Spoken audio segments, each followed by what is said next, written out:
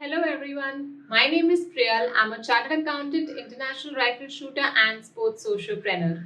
Today I'll be sharing 3 milestone experiences from my life and the key takeaways from each one of them. Jan 2012. I was sitting at my desk waiting for my roll number to be called out. I had just appeared for my standard 12 preliminary examinations a month back.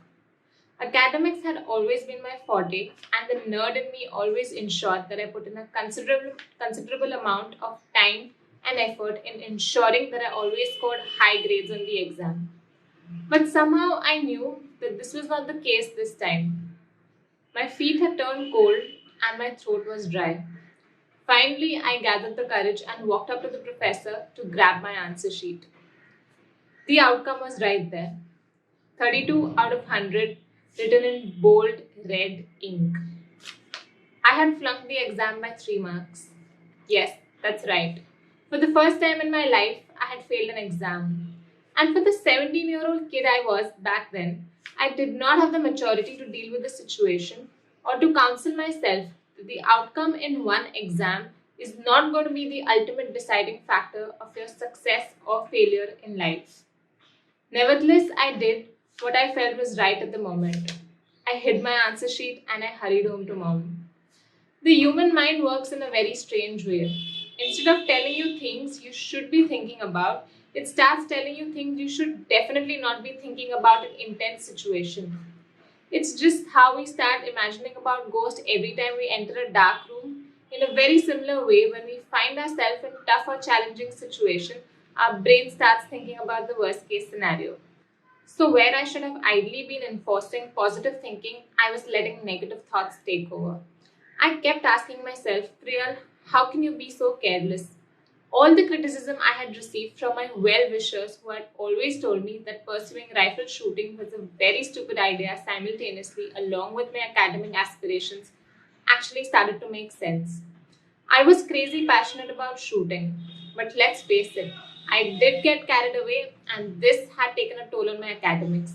The balance I was striving to maintain between both the worlds had now broken.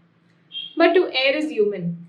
We are all bound to make mistakes, and this is one big goof up I had walked into. I still remember calling a few friends frantically and trying to handle the situation. As a 17-year-old, I did not have the maturity enough to tell myself that there will be phases in your life. There will be situations, some you walk into, somewhere just a victim to the circumstances, where it is okay to not be okay. After talking to all of my friends, I was getting to hear all sorts of things like, it's okay, 12th grade marks don't matter. You will anyways get an admission into a great college on basis of your sports quota. So basically, I was getting to hear all forms of validation except the one I wanted to hear. When we find ourselves in insecure situations, it's very normal for us to seek some form of external validation. But when we don't get the validation that we're looking for, we start looking for it within ourselves. And that is exactly what I had begun to do. Very unknowingly, I had taken a bold step to shatter the glass ceiling within me. And my inner voice was screaming out and loud, no, I'm not finished. As an act of rebellion, I picked up a pen, paper, and chalked out a plan of action. As unrealistic as it seemed, I wrote my target score and the number of days I had in hand. I still remember how uncomfortable this next to impossible goal of mine made me feel. Nevertheless, I plunged into it. 4 months down the line, when the board examination results finally came out, I had managed to score a more than 90% score in that particular paper, and my overall aggregate score was just 7 marks short of the overall aggregate score of the topper. November 2019. I was sitting in the cafeteria at the shooting range, sipping my morning coffee. Generally, one would find me super busy at one of the firing points, but that day I found my comfort in sitting by the window and enjoying a cup of coffee rather than lifting my 6.5 kg rifle and wearing my 5 kg canvas kit. Clearly, this wasn't me. I am crazy passionate about shooting.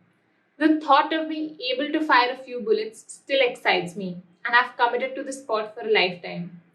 Feeling out of place at the shooting range felt like being a stranger at my own home. I had taken a year's break to complete the chartered accountancy course, and now I was struggling to make a comeback.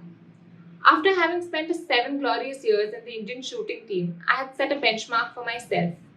So when I actually decided to take a year's break to focus on my CA final studies, a lot of people felt it was not the right decision.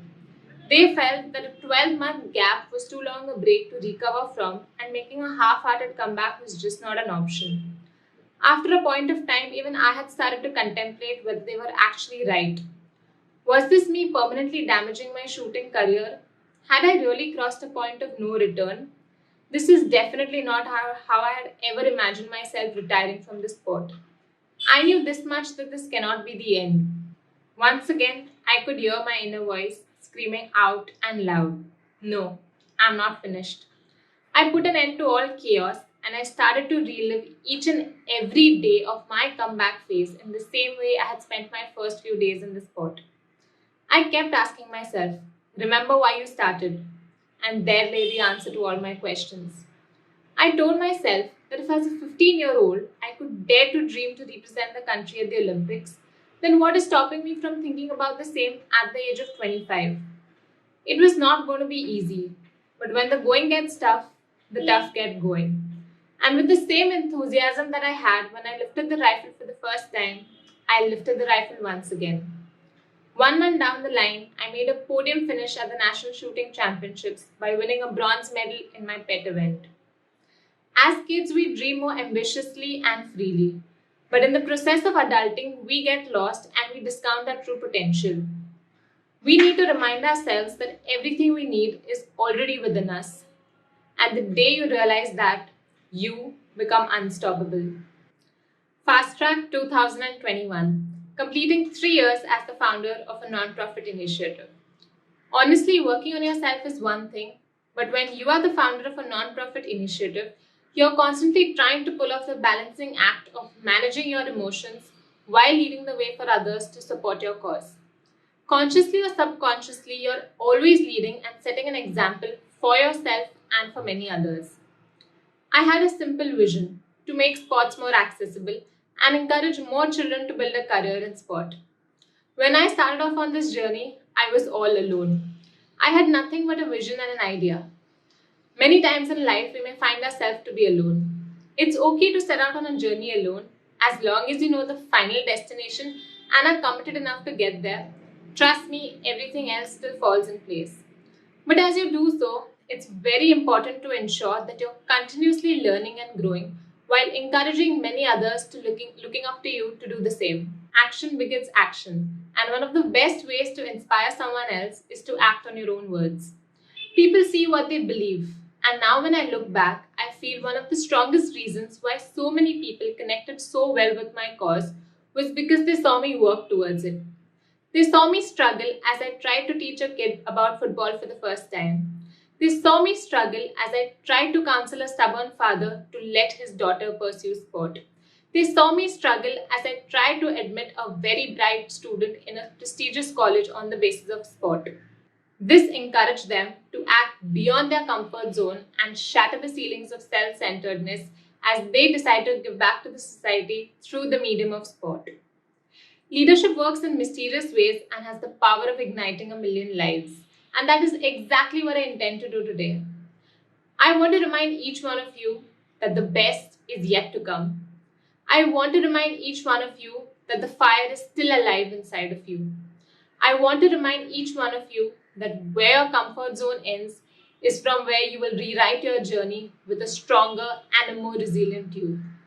With this, I would like to pledge to call upon each one of you to fight your inner battles before you prepare to combat the rest of the world. It can be something as basic as a simple assurance that I am here, I have come this far, and all glass ceilings within or outside are meant to be broken.